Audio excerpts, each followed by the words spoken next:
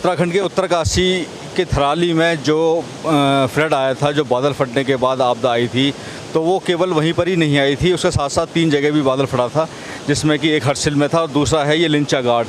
लिंचा guard आप देख सकते हैं, एक बहुत ही खूबसूरत, एक पहले एक छोटा झरना बहता था और यहाँ पर लिंचा गार्ड में ये बादल फटने के बाद बड़े बड़े बोल्डर आने शुरू हुए और यहाँ पर पानी की रफ्तार इतनी ज़्यादा तेज़ हो गई कि यहाँ पर जो गंगनानी में लिंचा गार्ड का जो ये पुल एक बना हुआ था, ये पुल सीमेंटेड था और बढ़िया पुल बना हुआ था। इस पुल के ऊपर से बड़े बड़े वाहन गुजरा करते थे और ये पत्ते की तरह, ताश के पत्तों की तरह जरा सी देर में ये बह गया पूरा का पूरा और ये उसके बाद यहाँ आवाजाही बंद हो गई और थराली के लिए जो भी रसद सामग्री या जो भी आपदा से संबंधित जो भी सामान वहाँ जाना था वो पहुँचना बहुत मुश्किल हो गया, क्योंकि इसके आगे भी 2-3 जगह रास्ता ब्लॉक हो गया।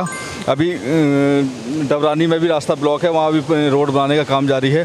और आप देखते हैं कितने बड़े बड़े विशालकाय बोल्डर बादल फटने के बाद और बड़े बड़े विशालकाय पेड़ बादल फटने के बाद इस झरने के साथ आए और ये झरने ने विशाल नदी का रूप ले लिया, जिसके प्रेशर से ये जो यहाँ पे सीमेंटेड जो पुल बना हुआ था वो 2 मिनट में सारा का सारा बह गया। अब उसके बाद यहाँ पे वैली ब्रिज बनाया गया है। वैली ब्रिज ये आर्मी, BRO और ITBP की मदद से तैयार किया गया है इस वैली ब्रिज को। अब इस वैली ब्रिज के बनने के बाद आगे के लिए रास्ता तो खुल गया है, लेकिन डबरानी में जाके रास्ता फिर से ब्लॉक हो चुका है। हम हैं गंगोत्री राजमार्ग पर, जो कि ये डबरानी क्षेत्र है। डबरानी क्षेत्र से आगे आप देख सकते हैं कि सारा रोड ब्लॉक हो चुका है।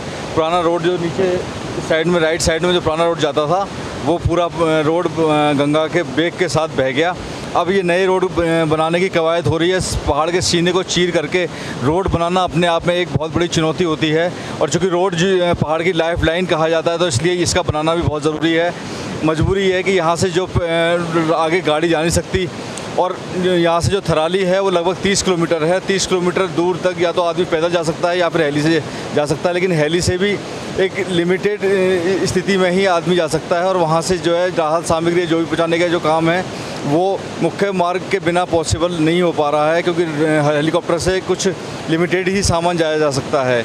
तो आप अभी देखते हैं कि इसको खुलने में कितना टाइम लगेगा। अभी हालांकि एक हादसा हुआ था कि यहाँ पर एक JCB चालक समेत भागीरथी नदी में गिर गई थी और भागीरथी नदी के साथ वो चालक और JCB बह गई, जिनका अभी तक कोई पता नहीं चल सका है।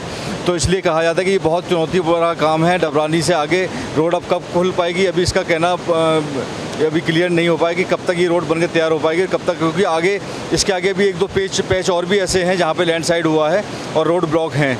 तो उसके आगे बहुत बड़ी चुनौतियां हैं। पहाड़ के सामने जैसे खड़े पहाड़ की तरह चुनौतियां होती हैं, ऐसे यहाँ पर BRO और तमाम आर्म फोर्स के साथ में बहुत सारी चुनौतियां हैं। मैं बिंदेश कुडियाल, कोषाध्यक्ष होटल एसोसिएशन उत्तरकाशी। देखिए सर, फ़र्क तो बहुत पड़ा है जब से ये धराली आपदा के बारे में पता चला है। तो ट्रेवल एजेंटों के फ़ोन हमको लगातार आ रहे हैं, उनकी बुकिंग है सितंबर से। अब वो लोग भी घबराए हुए हैं कि यात्रा होगी या नहीं होगी।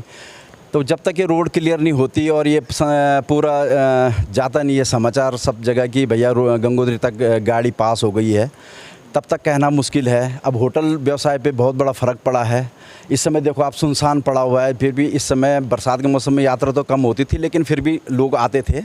लेकिन इस समय तो हमने स्टाफ भी घर भेज दिया, क्योंकि कुछ काम ही नहीं है। अब उम्मीद ये करते हैं कि देखो सितंबर तक अगर रोड बन जाए तो शायद सितंबर-अक्टूबर तक कुछ यात्रा चलने की संभावना है। कितना नुकसान हुआ? नुकसान बहुत है सर। अब देखिए, बिजली पानी ये तो देना ही पड़ता है। अभी तो बिजली पानी का खर्चा निकालना ही मुश्किल हो गया है। जो मेंटेनेंस वो है वो निकालना मुश्किल हो गया होटल वालों के लिए।